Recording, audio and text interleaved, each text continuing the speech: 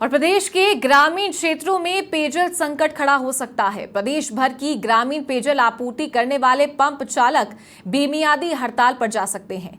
जनता जल योजना के पंप चालकों ने बेमियादी हड़ताल की चेतावनी दी है।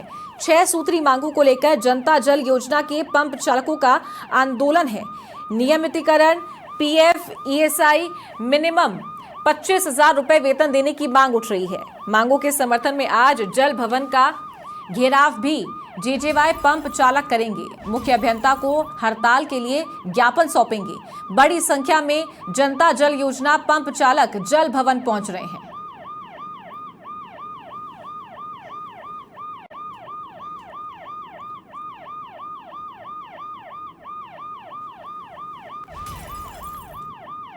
तो प्रदेश में पेयजल संकट लगातार बढ़ता जा रहा है, जो कि एक गंभीर मामला है जिस पर तुरंत ध्यान देने की जरूरत है।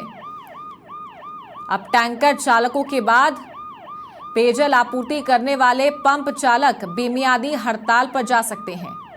जनता जल योजना के पंप चालकों ने बेमियादी हड़ताल की चेतावनी दी है। 6 सूत्री मांगों को लेकर जनता जल योजना के पंप चालकों का आंदोलन है। ज्यादा जानकारी के साथ वरिष्ठ सहयोगी राकेश शर्मा हमारे साथ फोन लाइन पर जुड़ गए हैं। राकेश, टैंकर चालकों के बाद अब पंप चालक भी बेमियादी हड़ताल पर जा सकते हैं। क्या इनकी मांगे हैं, और अगर इनकी मांगे पूरी नहीं की जाती है तो अब ये पेयजल संकट और भी ज्यादा बढ़ सकता है, जो कि एक गंभीर विषय है।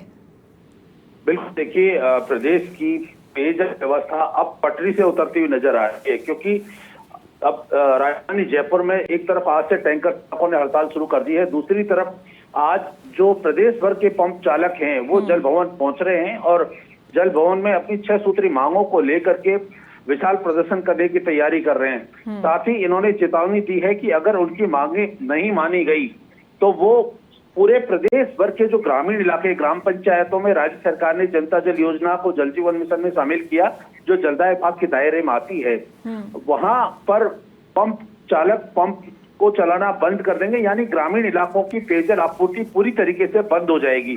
क्योंकि राज्य सरकार ने पहले इनको आश्वासन दिया था नियमितीकरण का, इनके वेतन संशोधन का, इनको जो अन्य कर्मचारी, राज्य कर्मचारी हैं उनके अनुसार सुविधाएं उपलब्ध करवाने का, लेकिन अभी तक इनको कोई सुविधा मुहैया नहीं करवाई गई है, ना ही इनकी मांगों पर कोई विचार किया गया है। ऐसे में जनता जल योजना के जो तमाम कर्मचारी हैं वो अब हड़ताल करने को मजबूर हैं ताकि जलदाय प्रशासन की नींद टूट सके। निश्चित तौर पर बेहद गंभीर स्थिति इसलिए भी बनती हुई जा रही है क्योंकि मुख्यमंत्री की जो बजट घोषणाएं हैं उनका क्रियान्वयन भी पूरा नहीं हो पाया है। जो सरकार ने बजट जारी किए हैं और जो योजनाएं बनाई हैं वो भी अभी तक पूरी तरीके से फ्लॉप पड़ी हैं। लगभग 80% से ज्यादा योजनाएं बंद हैं।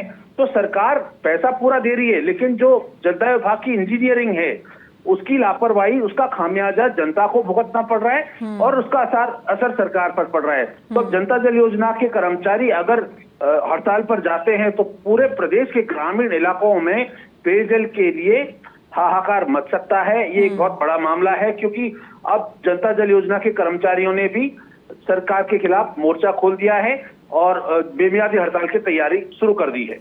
बिल्कुल राकेश, जैसे कि आपने पहले बताया था कि लगातार मुख्यमंत्री बैठकें ले रहे हैं। आज भी जल संसाधन विभाग की एक बड़ी बैठक है।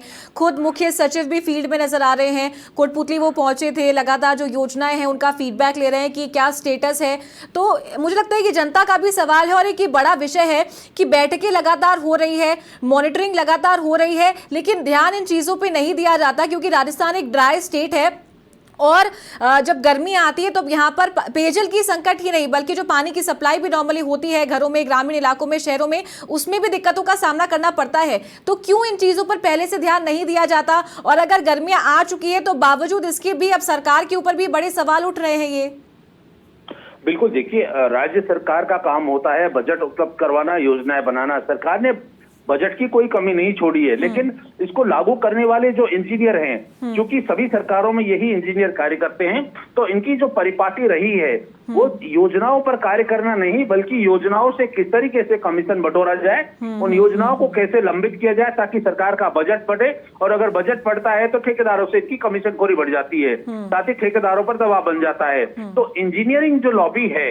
और खासतौर पर अगर हम आज के आंकड़े उठा करके देखें तो सभी जो प्रमुख पद हैं जो पिछली सरकार के कार्यकाल में जिन पर भ्रष्टाचार के गंभीर आरोप लगे थे, वो उन्हीं गंभीर आरोपियों को जो है आज मुख्य पदों पर बिठा रखा है। यानी सरकार में मंत्री या दूसरे जो बड़े अधिकारी हैं वो खुद भ्रष्टाचार करने वाले अधिकारियों से मलाई खाना चाहते हैं, उनको जनता के कार्यों की फिक्र नहीं है।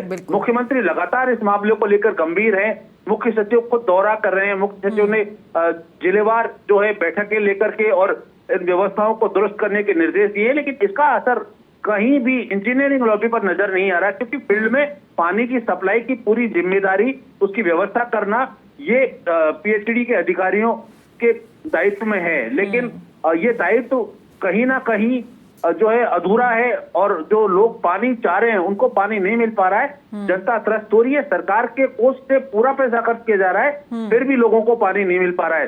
सरकार की मंशा सही है, लेकिन जब तक नीचे सिस्टम काम नहीं करेगा, जब तक सरकार सिस्टम पर सख्त नहीं होगी, जब तक सरकार ऐसे निकम्मे और भ्रष्ट अधिकारियों को के खिलाफ सख्त कार्रवाई नहीं करेगी, तब तक निश्चित तौर पर ये एक परिपाटी जो है जलदा विभाग की वो टूटने वाली नजर नहीं आ रही।